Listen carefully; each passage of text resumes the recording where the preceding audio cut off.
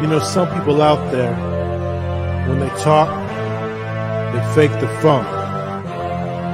You want brutally honest? Well, if you are brutally honest, look no further than CG Ruthless Sports. CG Ruthless. CG Ruthless Sports. CG Ruthless. If you want your sports talk to be brutally honest, come check out CG. CG Ruthless. If you're not watching CG Ruthless, I don't know what to tell you. Representing the Niner Empire. CG Ruthless.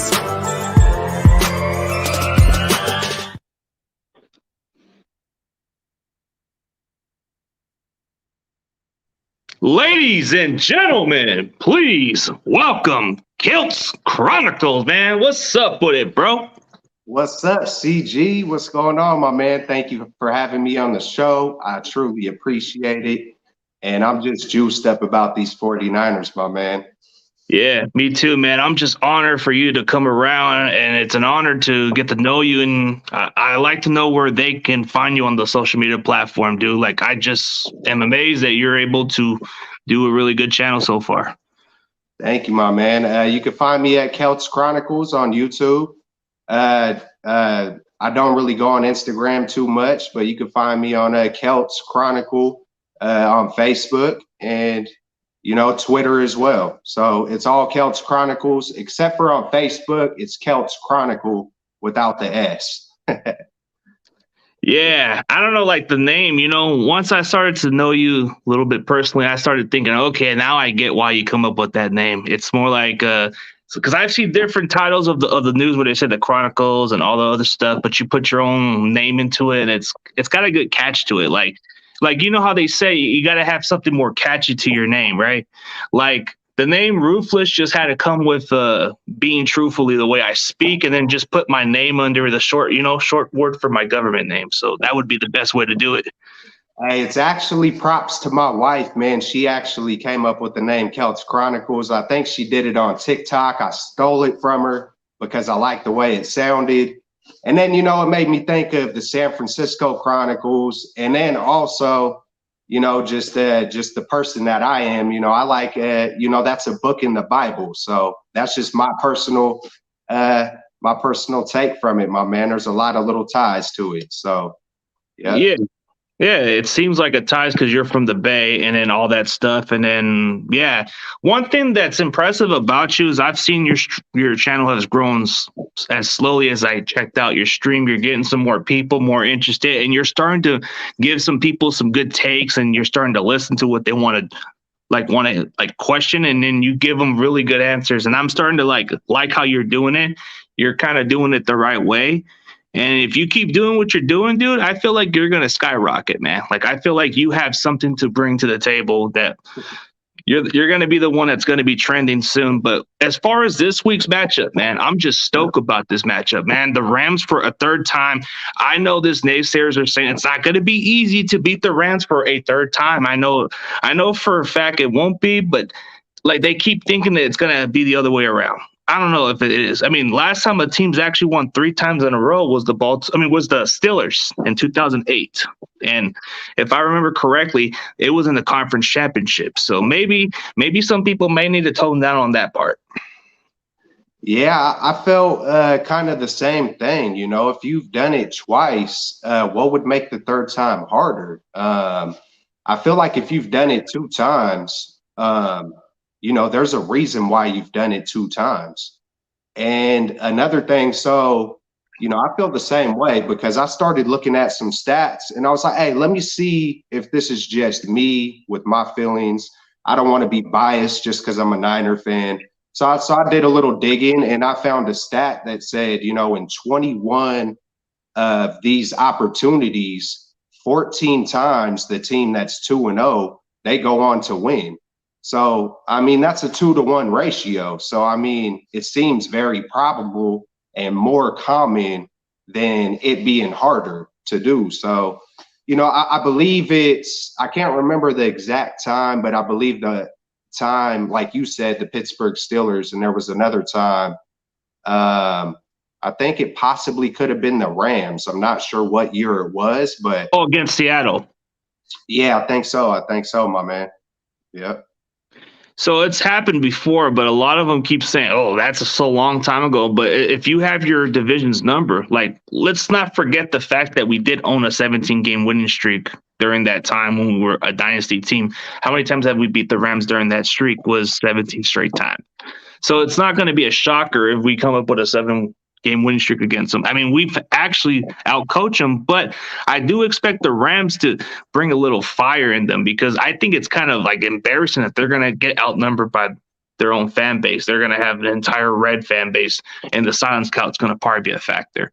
Like when you saw that game in the season finale, that was the huge factor, was that crowd noise, man. That really saved our season, and it just made Stafford try to do the silence count. And it's kind of ridiculous how we were coming from behind, but then these Rams fans, they're coming around, they're flapping their gums and say, "Oh, we're gonna beat you guys this time. We're gonna come and beat you. We're gonna get to the Super Bowl." And I'm like, I mean, dude, what was the last time you guys beat us? I'll wait.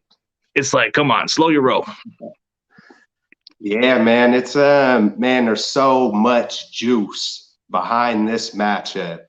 There's so many different little storylines. I mean, it's already a storyline where, I like to say that we're rivals, but some people kind of say, we're not rivals until the other team beats us. It's not a true rivalry until the other team starts getting wins on you. But man, it's just it's amazing. You got, the stuff between Donald and not knowing Debo. You got the stuff with Brunskill and Donald. You got the stuff with the wives going to the podcast. You got the Rams organization running to Ticketmaster. You got Sean McVay running onto the field. It's just, there's a lot of juice behind this matchup, man. And it's just amazing to see, the best division in football, is the NFC West. And so, respect to the Rams, that, they're there. With their record in the regular season, it looked as if they were going to be there, or it could have been guessed. But for us, the way our heart has just proved that, we're worthy to be in this as well. And it's just super cool to see two NFC West rivals to be in the championship game. Yeah, it is, because this hasn't happened since the 2013 championship game with the Seahawks, and it's kind of had that history of saying how they were blocking our fans. And I guess this time around, it's not working with the Rams' favor this time. So, like the Rams and Niners haven't had a playoff game since the 1989 championship game, so it does kind of have a little bit of vibe into it, Absolutely, man. Absolutely. Yeah, that game was 30-3 49ers. So, if, people will say, hey, that was a long time ago, it really doesn't matter. But, I feel like this is a special season. So, one part of me wants to say it wouldn't be a surprise to me if we do really well against them. But then, part of me wants to be realistic and say it's going to be a close game. So, it is what it is. And we're going to find out in about 48 hours, man. Yeah, it wouldn't surprise me how this outcome would be, because honestly, we weren't even supposed to go further. Like we barely got in the playoffs with a field goal into overtime. And if it wasn't for that, I don't know how further we would have gone. So it's like the tales of the Niners season was we had a struggle in the first half of the season. We were 3-5. It looked like we were on the brinks of being out of the playoffs. And then we started playing good football. Since week 8, we've been, what is the record? I think it was 10-2 or something like that. And that time being, but we've been a different football team. So it's like we've been playing best football. We've been playing consistent a little bit. Our sacks started to increase, the pressure, the turnover started to get better. And that's what it was, because early in the season, we were struggling with some turnovers in that point. But as soon as we started getting that in week 8, it started adding up. It started getting better. What was your thoughts of it as soon as we started getting those turnovers in our favor? There's so many factors. This has been one of the wildest seasons that we have had, just the ups and downs and trying to figure out what exactly we want to do with Trey Lance. Injuries, the first game of the season, Verrett goes down.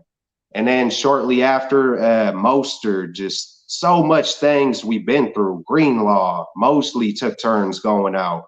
But I think once we got established with Elijah Mitchell and Deebo Samuel, it just brought our identity back of run the football. Once we kind of said, hey, because then we had a little experiment with Trey Sermon. So I truly feel like once Deebo and Elijah Mitchell was like, hey, this is what we're going to do. It's almost a blessing in disguise for Mostert going down. Not saying his injury, prayers to his injury and all that, but maybe we don't see Deebo doing what Deebo's doing if Mostert doesn't go down, and if Trey Sermon doesn't, go through the things that he went through. So that was my biggest takeaway of our season turning around was Deebo and Elijah Mitchell. Before the season started, that was one of my predictions that I made, was that Elijah Mitchell was going to play a key role for us for sure. I just had that feeling, every year it seems like, we do the ground and pound. So, of course, I seen the running backs. I knew somebody was going to wind up getting injured, and it was going to open the door up for him. So those are probably my biggest things. And then week by week, you just see Ambry Thomas getting better. You see, because at first, people start getting frustrated with Josh Norman, Ambry Thomas, and I took a step back and was like, hey, man, this is a veteran out of his prime. He's basically a backup for us. We brought him in because Jason Verrett went down. Ambry Thomas, he's a rookie. He's got to get his feet wet. But one thing I noticed, even when Ambry Thomas wasn't doing so well, was he's right there with the receiver. He's this close of getting his head turned around. It's not like he's getting beat by 2 or 3 feet. Like that man, he's right there. Give him a little leeway, let him get his feet wet, and he's going to produce. And it's shown his growth week by week that, he's doing a great job. Mosley got healthy at the right time. Our whole team got healthy at the right time. It just took, just had to stay patient and keep leveling up. Yeah, like a lot of the players have started to get better as the season went on. Like Ambry Thomas, he had some growing pains because he was playing, and to make a fair argument to defend him on this situation, he opted out his senior year in Michigan, so it takes time for him to catch on to game speed. And once he said that, as soon as he gets that playbook in, he's locked. And I like how he said it. And that's what kind of made me feel like maybe he just needed to shake off the rust, and that's what it was. So I felt like that's what we needed, and I seen him get better each week as the season goes on. And if we can get him for this matchup against the Rams, I feel more confident about this matchup. And to make it a fair argument, we didn't have Quan Williams out there. We didn't have Trent Williams also. So that can be the X factor right there. It definitely kind of makes me wonder. Maybe we might dominate them, or maybe we might play a very close game. It depends on which Rams team we're going to get. But if we were just looking as football fans, when we saw the Rams play in the playoffs, did they have any other pressure? Did Stafford get pressure or got hit consistently like the Niners were doing to the Cowboys and the Packers? And I'll tell you what, they haven't had that kind of pressure since Week 18. Absolutely, man. That's one. I check out very few stats. I love the history of the NFL, And I look at more history. When I look at stats, I like to look at it more about the history of the NFL. But one major stat I've been keeping an eye on when it comes to just the past couple months, I've really been looking at quarterback hits. And because sometimes you're not always going to get the sack, but man, we have been that team that's been getting 14 quarterback hits versus 5 or 6 or 7. We've been dominating in that category, but that shows me that we're keeping our quarterback clean and we're dominating the trenches. That's what that shows me. The quarterback hits, how many we're getting on defense and how many we're not getting on offense. So yeah, man, it's the game is won in the trenches majority of the time. And, K'Wan Williams actually, a little off track, but I feel like that's going to play a major factor more than people realize. The last game we played versus the Rams, the major takeaways that I had was Dante Johnson keeps getting beat and Jimmy Garoppolo is hesitating. So there's two things that I look at is, normally Dante Johnson isn't going to be matched up with Cooper Kupp if K1 is there. And then the other thing was Jimmy Garoppolo. He just came back from injury. Even if you're off for a week, you're going to be a little bit off. You're not going to be as sharp. He was dealing with the thumb. He didn't play the week before that. So I feel like two major things are K'Wan Williams plays Cooper Kupp a lot better than Dante Johnson does. Dante Johnson's a little bit taller, and K'Wan Williams is just more shifty. He could keep up with the shiftiness of Cooper Kupp. Because I went and looked back on that, I believe, week 10 versus the Rams. And you could look at the stats, and the stats say Cooper Kupp had 11 catches, 122 yards, but a lot of those were in garbage time. I'm not sure exactly how much, but even those 11 catches and 122 yards didn't factor into points. It wasn't huge plays on third down. Now, Dante Johnson was giving up a lot of third downs. He was giving up, and those third downs are key. It keeps the offense out of rhythm. There's just so many factors, of what people could say, K1, it might not be that big of a deal, but watch, man, K'Wan Williams and Trent Williams being there will make a major factor, without a doubt.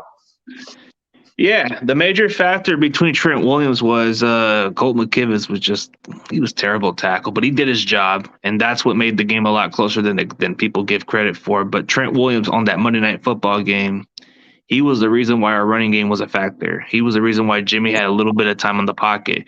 I mean, K'Wan Williams, even though, like he said, Cooper Kupp had his yards, but that was during garbage time, so you can just put that case close right there. But the other game, that's where Cooper Kupp did play his best game, but I think it had to do because of Dante Johnson couldn't cover.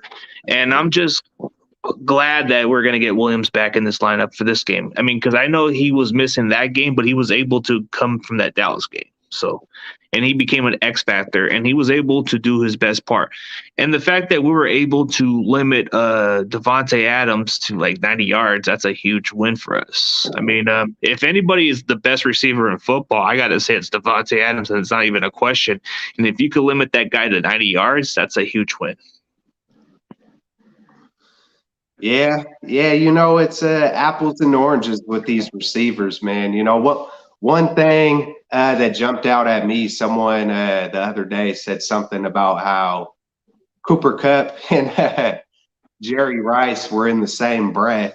And I know the guy who said it was probably just saying just this season. But, I could never put someone in the same breath as Jerry Rice unless it's, let me see you do it for a decade with multiple rings.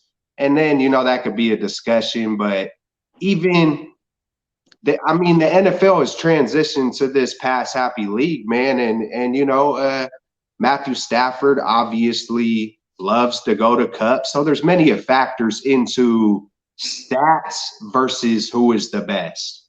who is really a game changer, when it really matters and stuff. Props to him. He's had an amazing season, not taking anything away that he has done.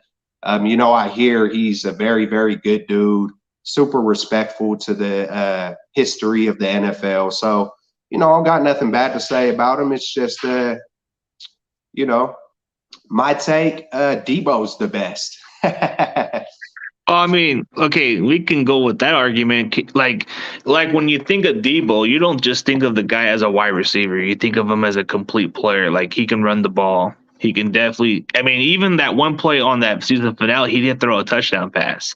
And the thing that makes Debo very unique than the rest of the receivers, and this sounds like something that most coaches have said, that this is a guy that you would definitely want to build around your offense. Like, if you wanted somebody to build around your team, this is the guy to build it. I mean, there was quite a few people that I had some interesting takes of looking, and Dick Vermeil said one of the most interesting thing he said on the podcast. He said that he hasn't seen a talent like that at all in his life. He's never seen a caliber talent like Debo. He said this guy's special. He says, no offense to Cooper Kupp, you're just natural and you're a good receiver, but this guy can do it all. And the way Dick Vermeil said it, he said it perfectly. And I was just listening to the podcast of what he was saying. And the way he said it was like he's never seen an athlete like that before.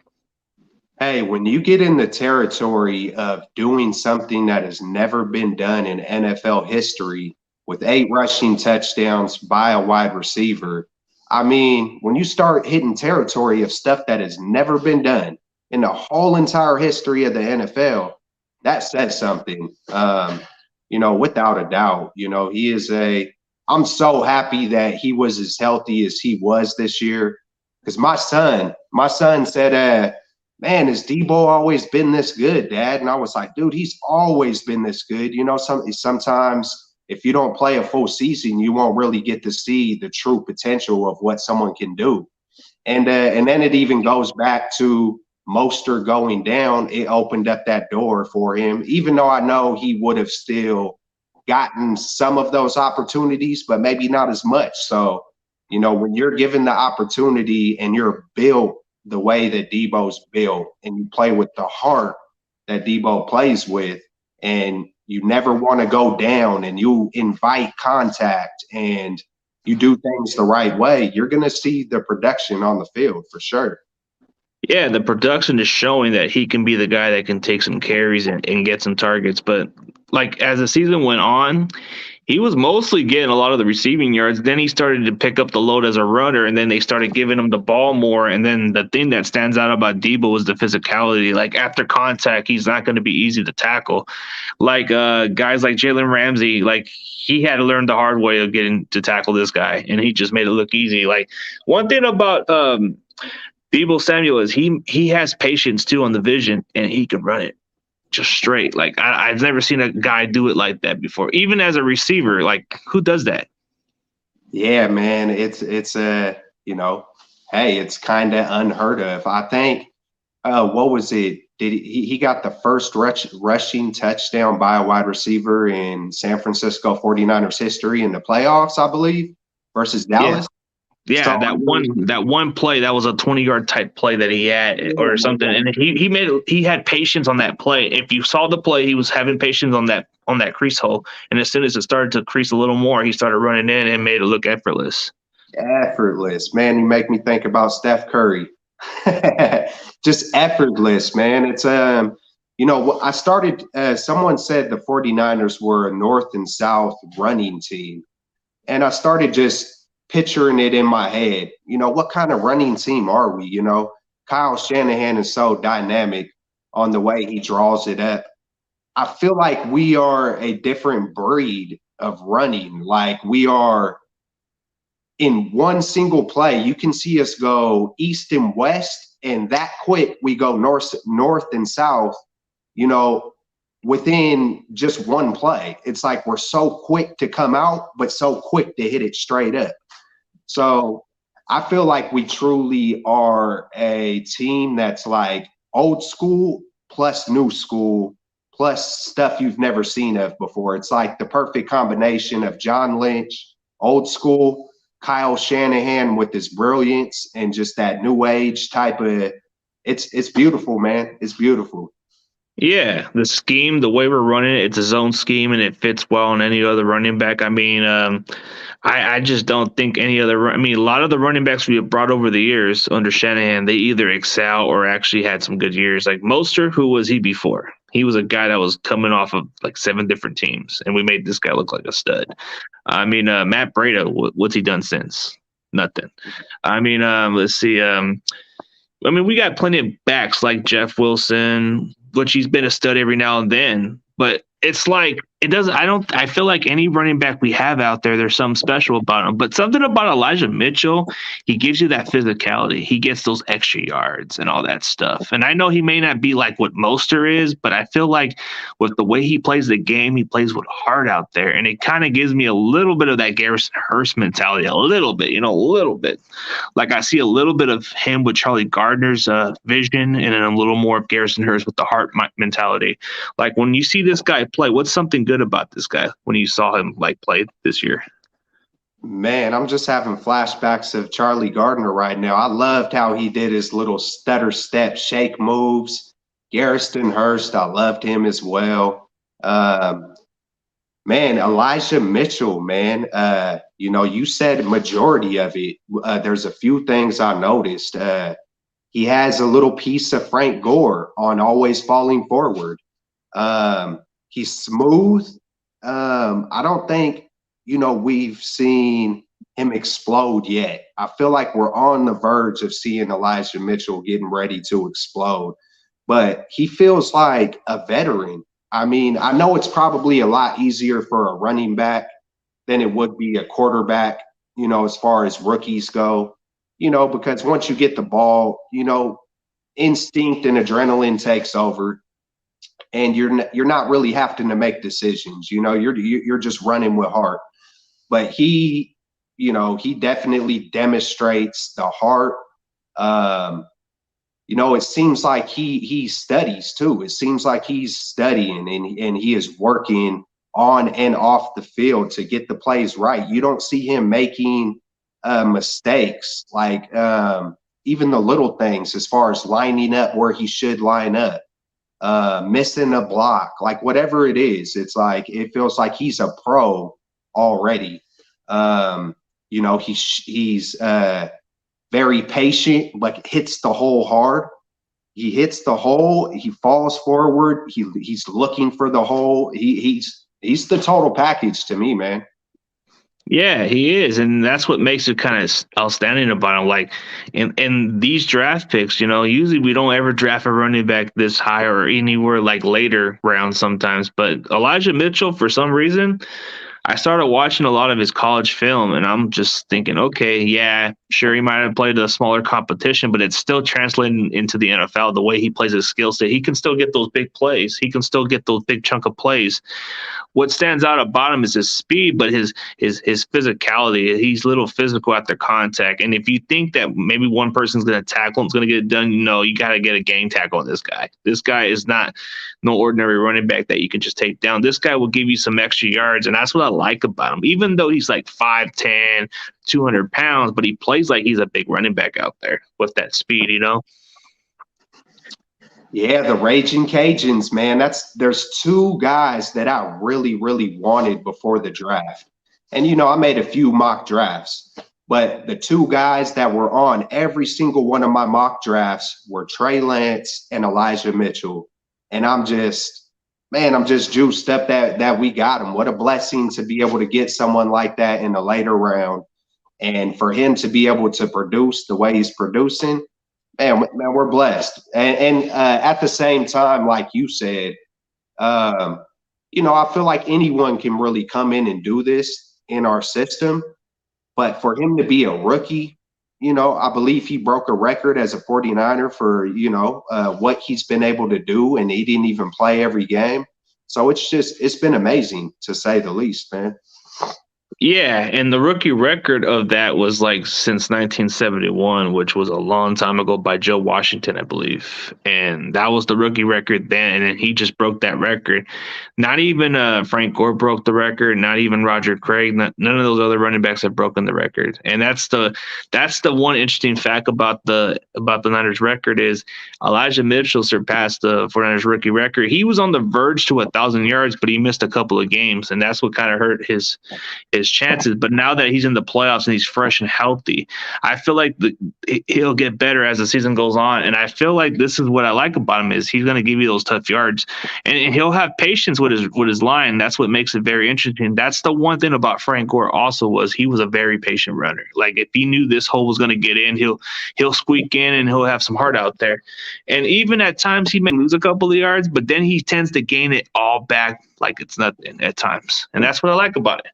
And the thing that kind of stands out about Elijah Mitchell is he does play like a veteran out there. Like, I just don't see any other running back that runs like that. Like, I mean, there's quite a few other ones like him, but not as a rookie, you know?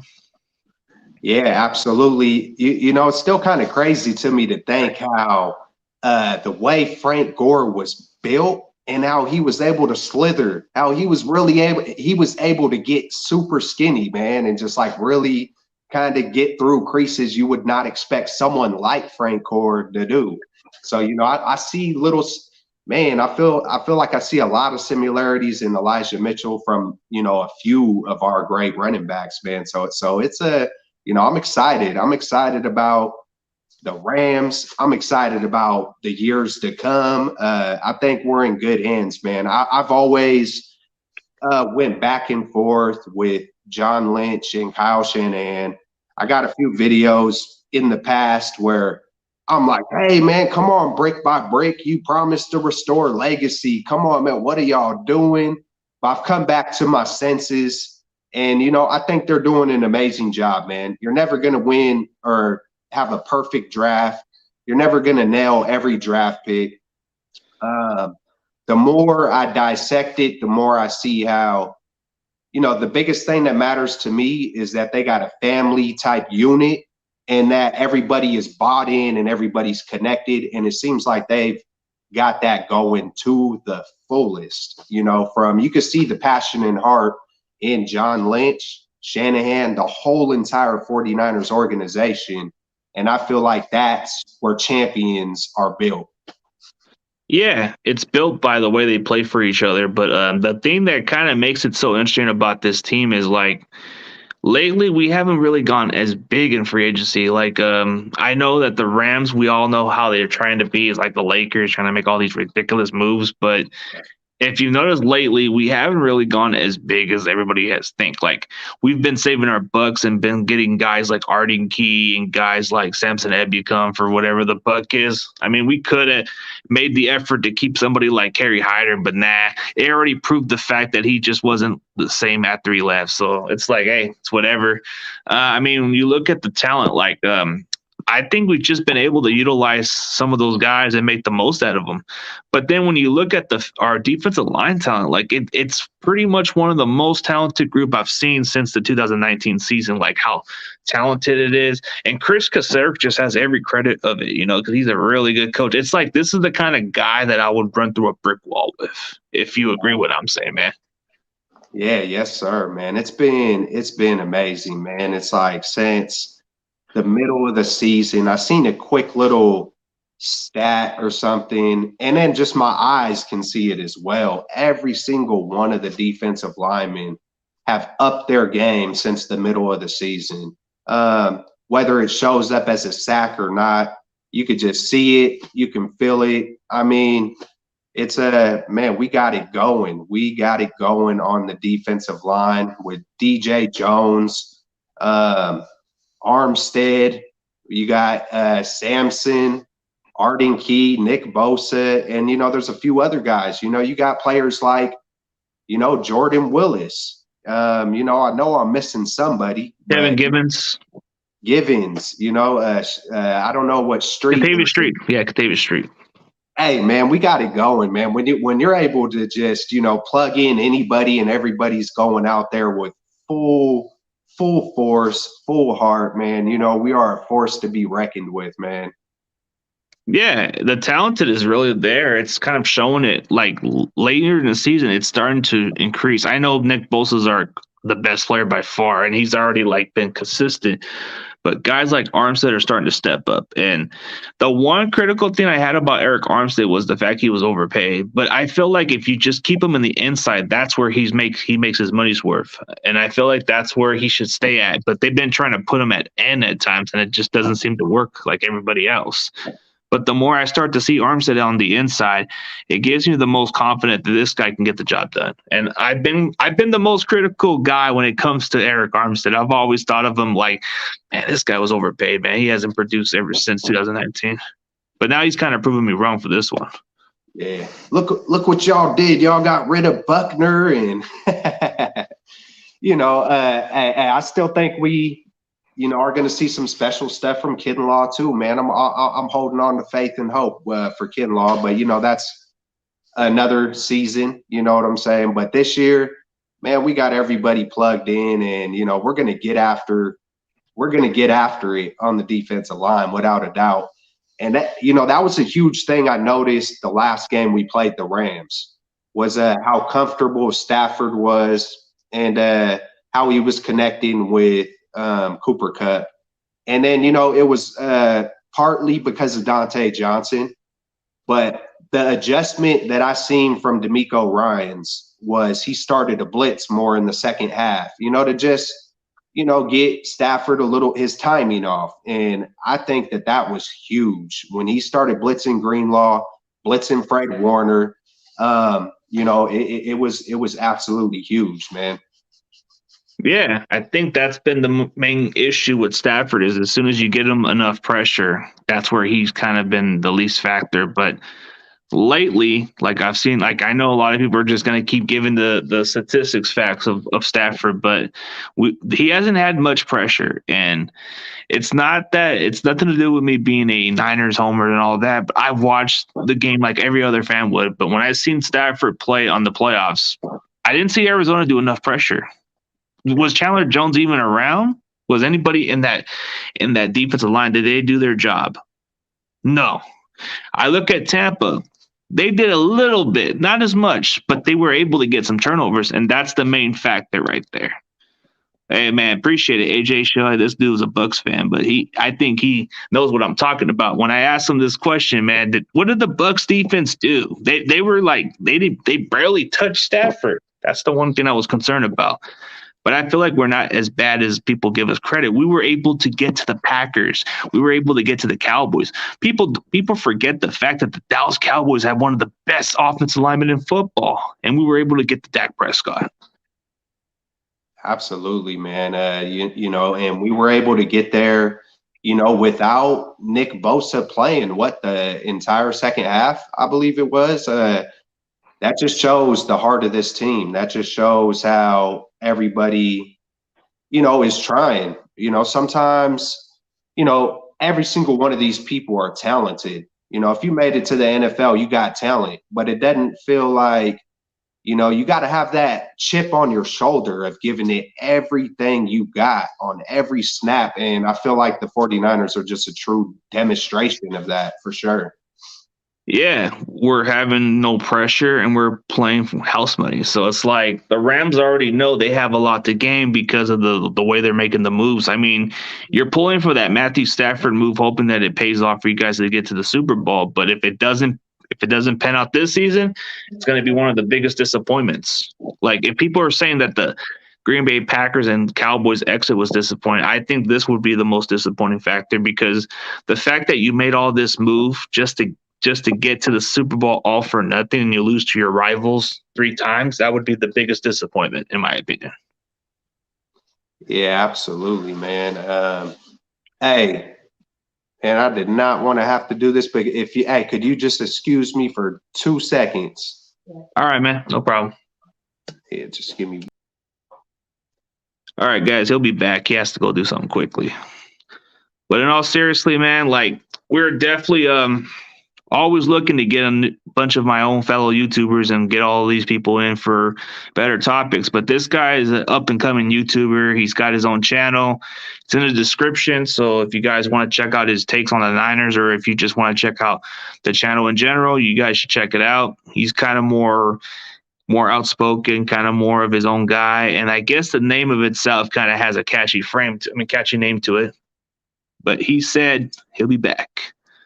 So we can debate some more questions if you guys want to, or we can go from here. I'll see what's up with it, man. Yeah, let's see.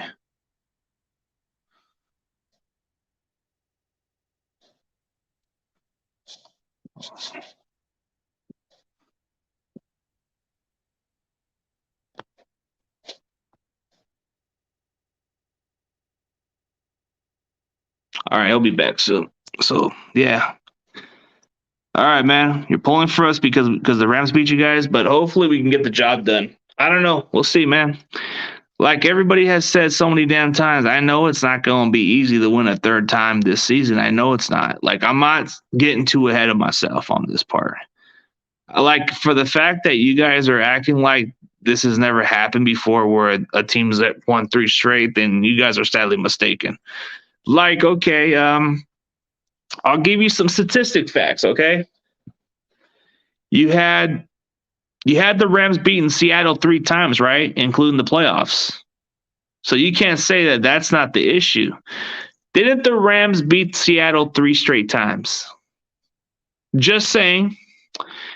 Didn't the Ravens lose to the Steelers 3 times?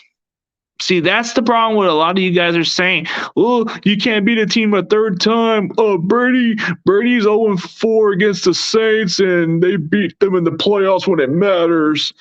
Like, seriously, man, like, is that how you look at it? Like, the last time it's happened like that, it's kind of been the same boat. But here's the difference. The Rams do have a lot to play for, and we have nothing to lose. So this is pretty much their golden opportunity to do it.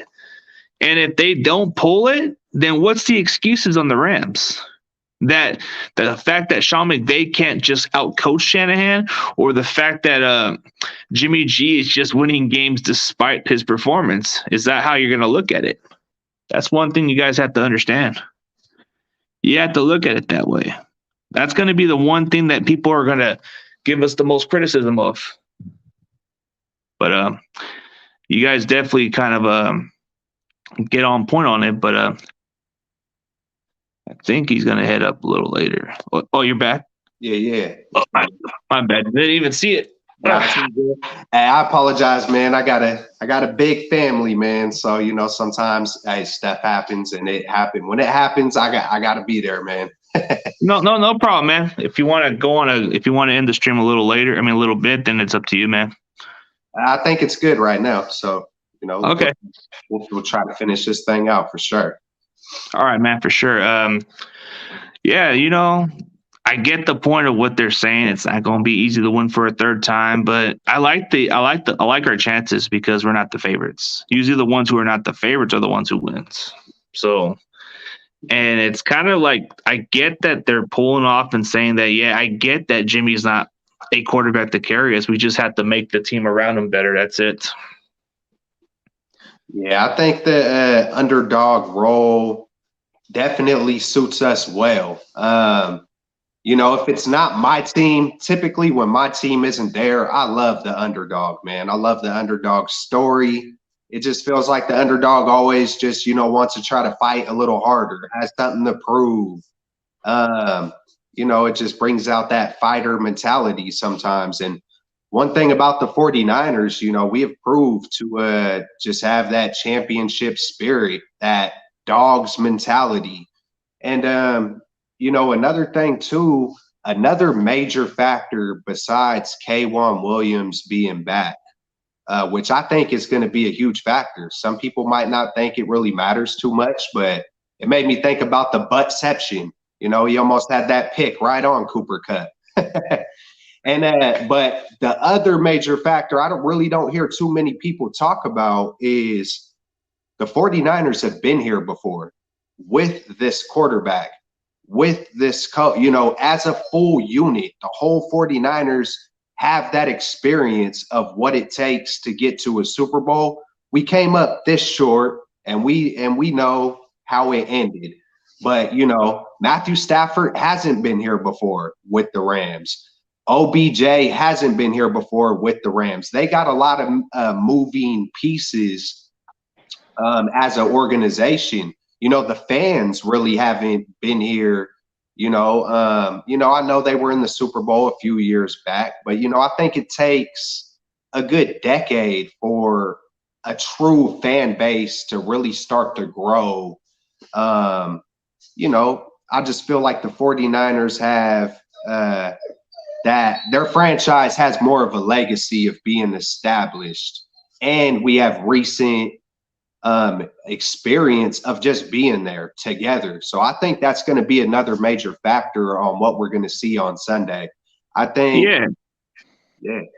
yeah, the experience does make the difference, because when you look at it this way, Jimmy's still here, Kyle's still here, most of the coaching staff we have, they're still around. Eric Armstead's been there and done it. Jimmy Ward, a lot of the guys in our defense, it's been like 2 years ago since the last time we made our appearance, so it's not that long ago. They make it sound like it's a while ago. We just missed one season of the playoffs. Now we're back into form. Now we're looking like the team that should get back in. But what were you going to say after that? I can't remember, but then I started thinking about I think, was Debo a rookie that year? He was a rookie. And Bosa was also a rookie as well, right? Yeah. So, hey, man, you look at what we were able to do that season with those rookies. Like, they're not rookies no more, man. Like, they are, it just makes a big difference. It does. And, so it's I think on Sunday, it's going to show, and just the frustration, I believe, the frustration of Sean McVay. I feel like we have everything going for us with the underdog mentality. We kind of own them. We own them right now as far as being 6-0. Jimmy's quarterback rating has been, I believe it's like almost 100 versus the Rams. It's 96. So, Jimmy's due for a much better game. He's due for one of those complete games where he doesn't have his, occasional mistakes. It's been a while. So, hey, man, I think it's going to be a beautiful day for 49er fans, man. 7, 8 o'clock on Sunday night. Yeah, it is for sure.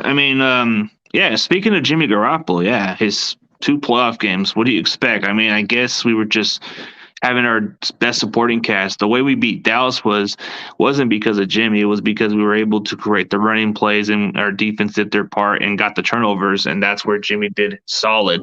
And I know the Green Bay Packers game was probably the most ugliest performance because you had the low-scoring game. It was all defensive battle. Jimmy and Rodgers were battling each other, but it was a low-score game. And to make it a fair argument, I feel like this game alone, it won't have no factor with the frozen temperature, so it's not going to be an issue. I feel like the receivers are going to catch the ball this time. Ayuk's going to have a breakout game. Jimmy Garoppolo, he's going to have at least one of those games to where he can silence those doubters, because anytime you look at Jimmy Garoppolo's performance, where does he play the best performance game? It has to be against the Rams, because if the last game kind of didn't mean nothing to Jimmy, the guy had 316 yards and 1 touchdown, 2 picks. Oh, well, it's typical Jimmy, but that was one of the best performances he had, So let's not take that away from the guy. We know he's not the guy that carries us for the long term. No, he's just going to be here and go from here. So he's doing his part. I know he's trying to audition for next year or maybe go for another team, but I think that's what makes it interesting is his trade value. If we don't keep him, we get a better trade value out of it. Yeah, man, versus Dallas, I've seen Jimmy, one specific pass. He made that sideline pass to Jennings, I believe it was. And I was sitting there just like, yes, like, man, I can't remember the last time I seen you make a sideline pass. And it was perfect. Just perfectly timed, right on point. and I was just juiced up. And then it kind of dawned on me, like, how juiced up I got. That's a problem. That's a problem if I'm getting this juiced up about this sideline pass. Um, it feels like he has his moments where he comes through right on time when he needs to. But then part of me wants to say, hey, should we be in this position in certain games? It's like, should we even be in this position if it wasn't for his mistakes? So it's kind of, it's always hard with Jimmy Garoppolo, man. He has his limitations. He's a mediocre quarterback on a really, really, really good team. And when I say mediocre, I'm not taking away, anything from that man. He has mediocre talent-wise is what I mean, because I'm sure his leadership skills probably are really, really good. He's got the respect of his coaches, his teammates. He's a leader with, mediocre physical attributes. So for what Jimmy Garoppolo is, I feel like in this point in time with the 49ers, he's exactly what Shanahan wants and exactly, what we need. And, regardless of my negative opinions about him, I feel like he could be the fourth quarterback in NFL history to lose the Super Bowl and come back and win a Super Bowl. So, I'm riding with Garoppolo. I'm riding with the whole 49ers team. Please, Garoppolo, play a clean game, my man. No interceptions, bro. Well, we can hope for it, man, but we know how it is when we hope for Jimmy to not do that. It's the other way around. So it's not like I'm putting my hopes up, but let's just hope that he plays a really good game, because that's probably going to determine whether we're going to get to the Super Bowl or not. I feel like this is what the Rams are going to plan on doing. They're going to try to figure out a way to slow our running game, and they're going to force Jimmy to throw it. And the best way to beat the Rams is the way we've done it before with our passing game, is to mix in those plays, and that's where Ayuk plays really good. And this is where guys like Jennings can step in, and Kittle should have a breakout game. And if you can do that, and if Jimmy can just get about 200 yards or maybe around there and have a touchdown or so, then we should be good right there.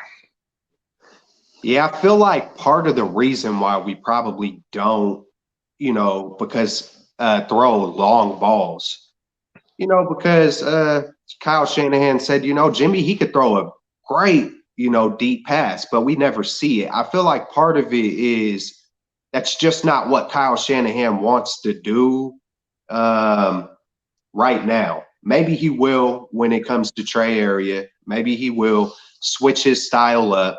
But I feel like Kyle Shanahan wants those long drives. He doesn't want the other team to get have a chance to turn it into a track meet.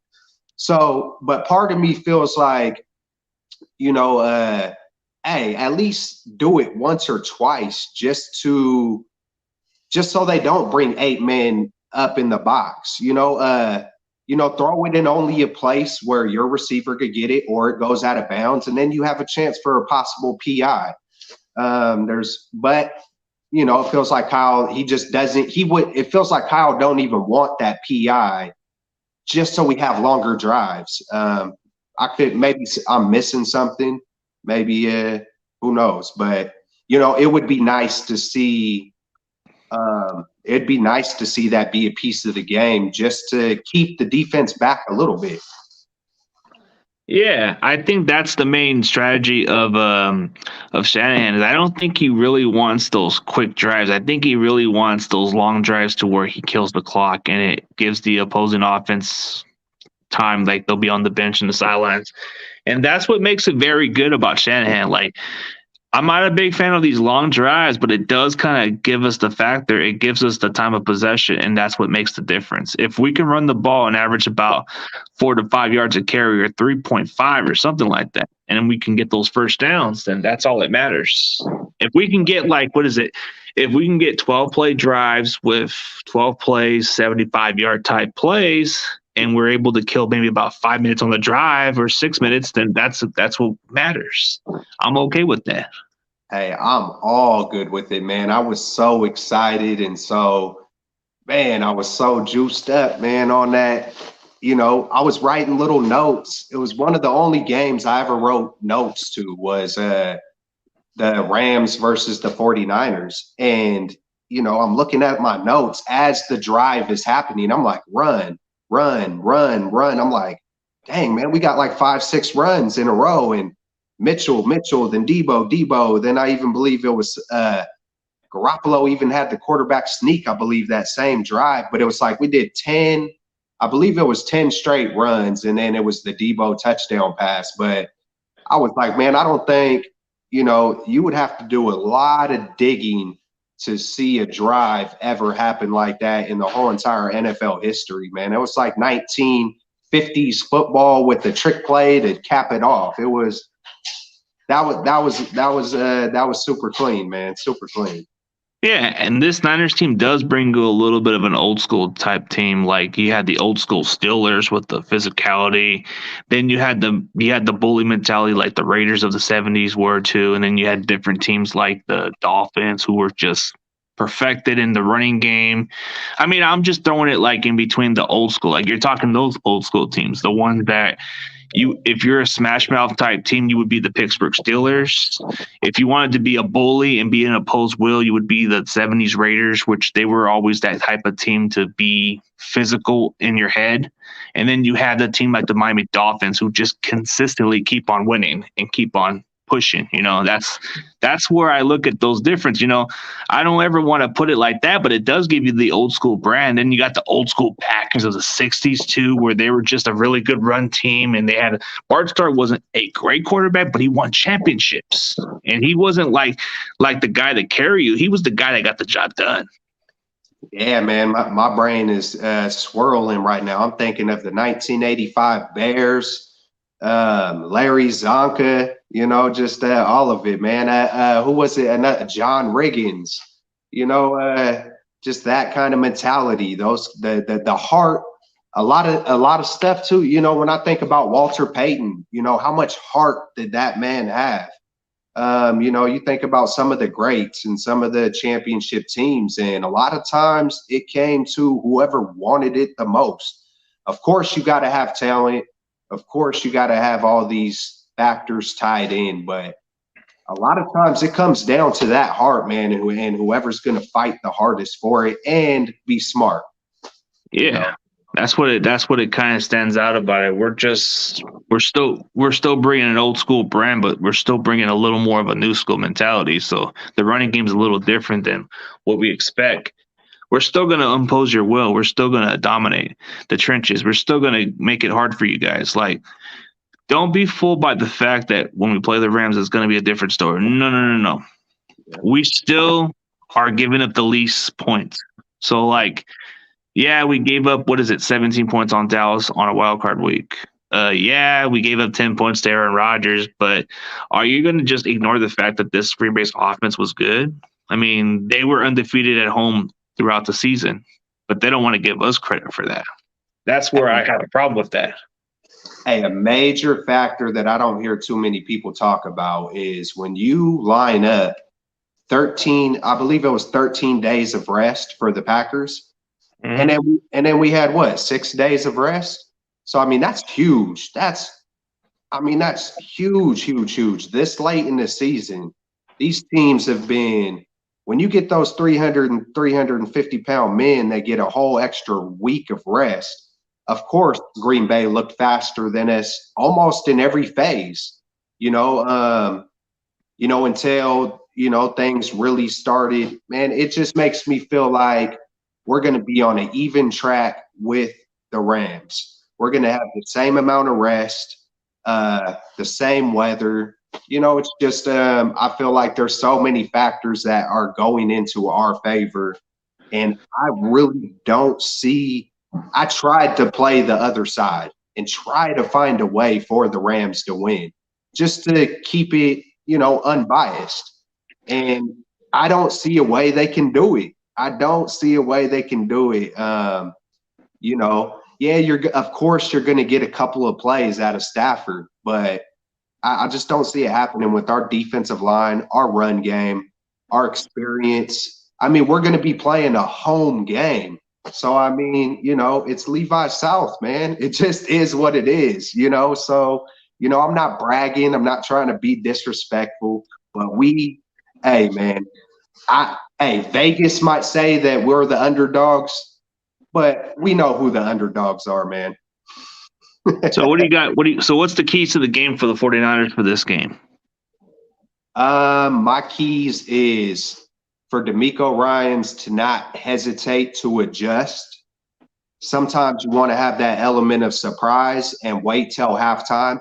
Adjust quick if you got to. Just do it quick. DeMeco Ryans, adjust quick. Garoppolo, don't hesitate, which I don't think is going to happen. I think a little more of his hesitation versus the Rams last time was because he had a week off and his injury was bothering him probably more than now. So I feel like jumping off to a fast start, don't play catch up.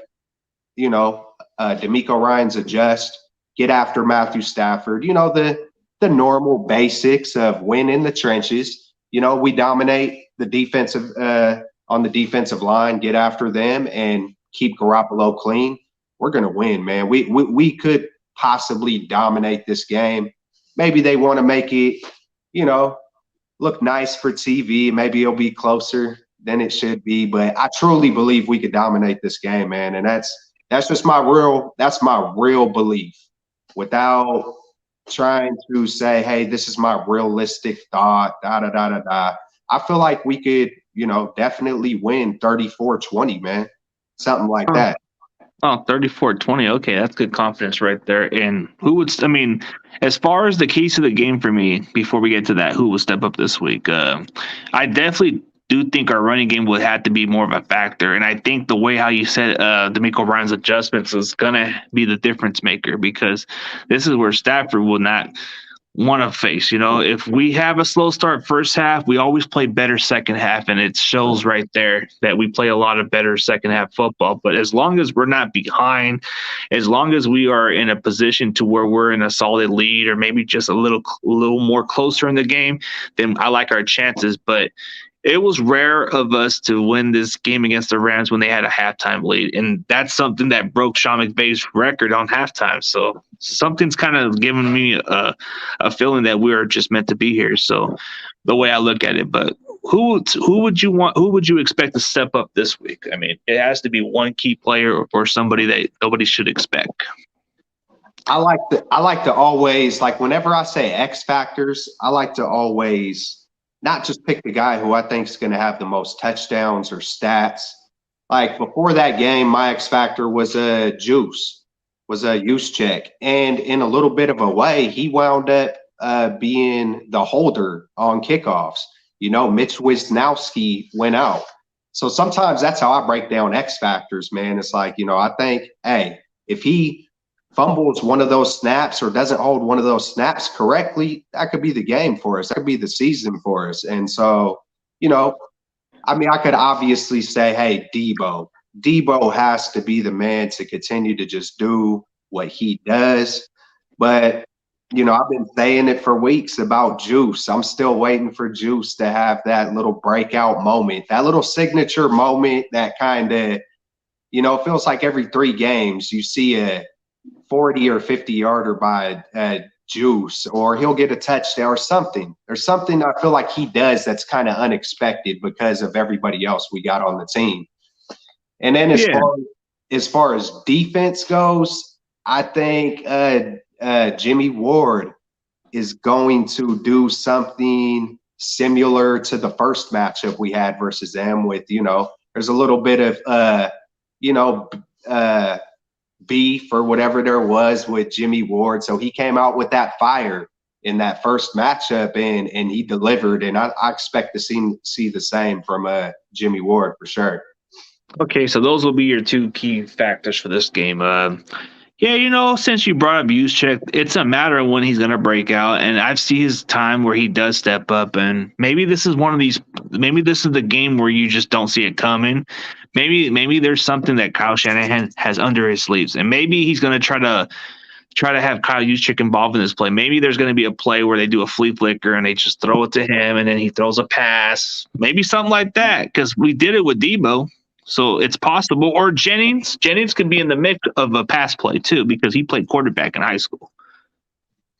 Hey, man, now you're making me think about how you said earlier about Ayuk having a big game. And now I really, when you just said everything you just said, I just envisioned the attention being on Jennings because of what he did last game.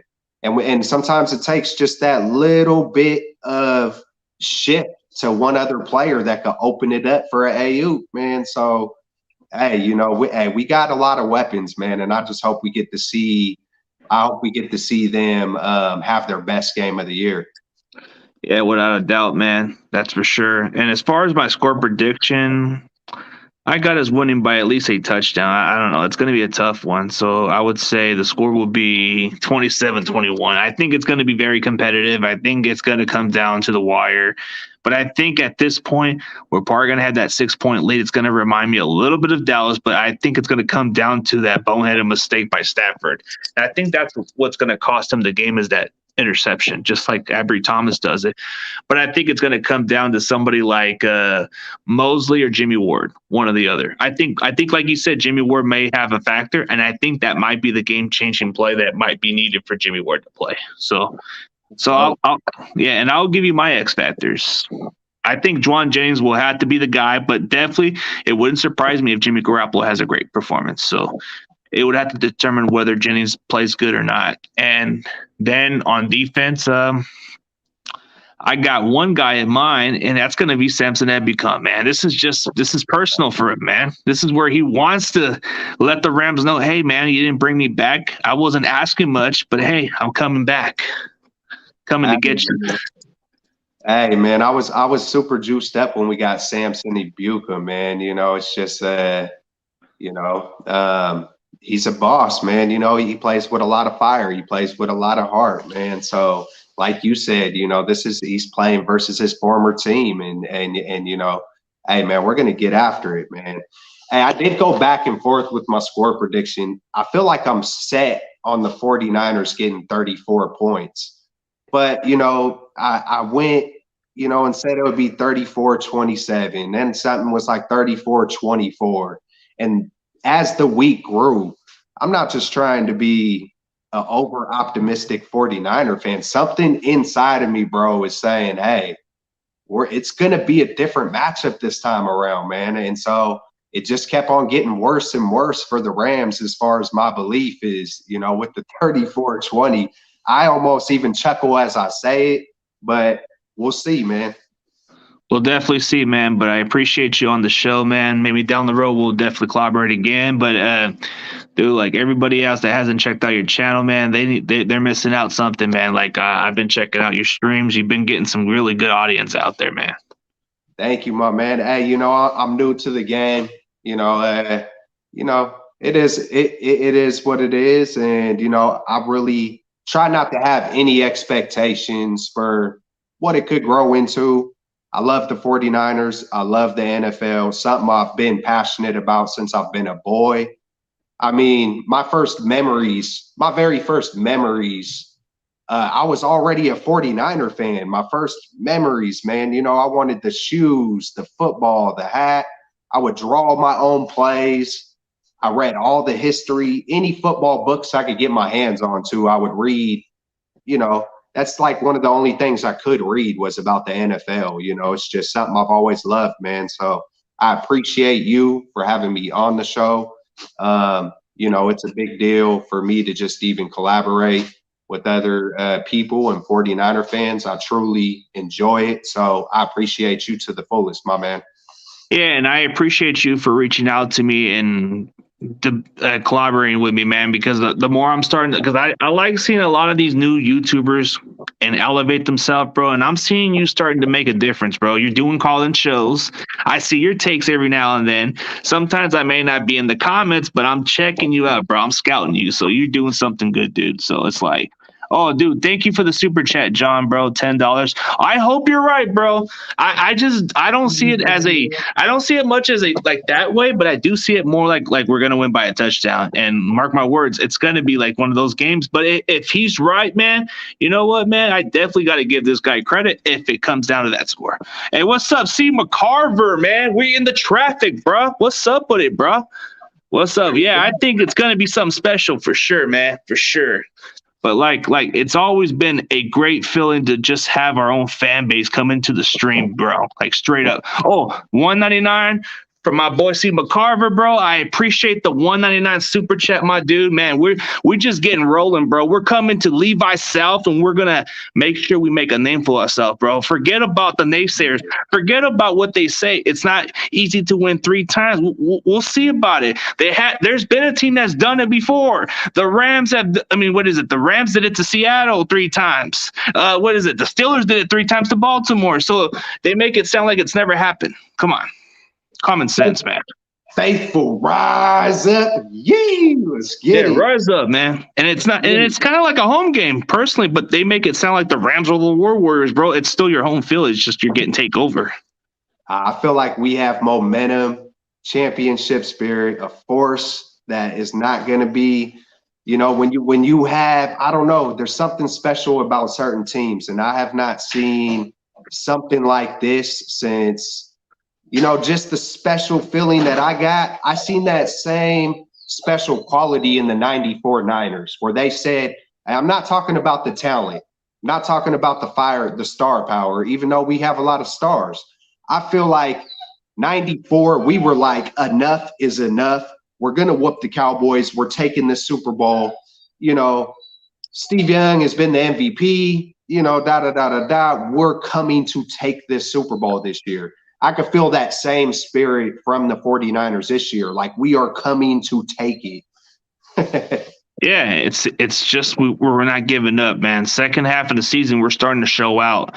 Early in the season, you could have made an argument that we shouldn't have been there, but we're pushing for it. So when you look at it this way, man, it is going to be a good ride, bro. But I'm looking forward to Sunday, bro, and hopefully I see you around the stream, man. I appreciate your support, and I've been checking you out. I definitely will come by. Maybe if you start doing your own streams more often, maybe I'll stop by in every now and then, man. Yeah, I'm definitely going to be doing something after the game, you know, without a doubt, man. You know, I'm going to, you know, man, I would love to, you know, do another show with you. And, you know, hey, stay blessed, stay faithful, and let's get it, man. Let's get this W. Hell yeah, bro. And as always, man, go Niners. Let's go with it, man.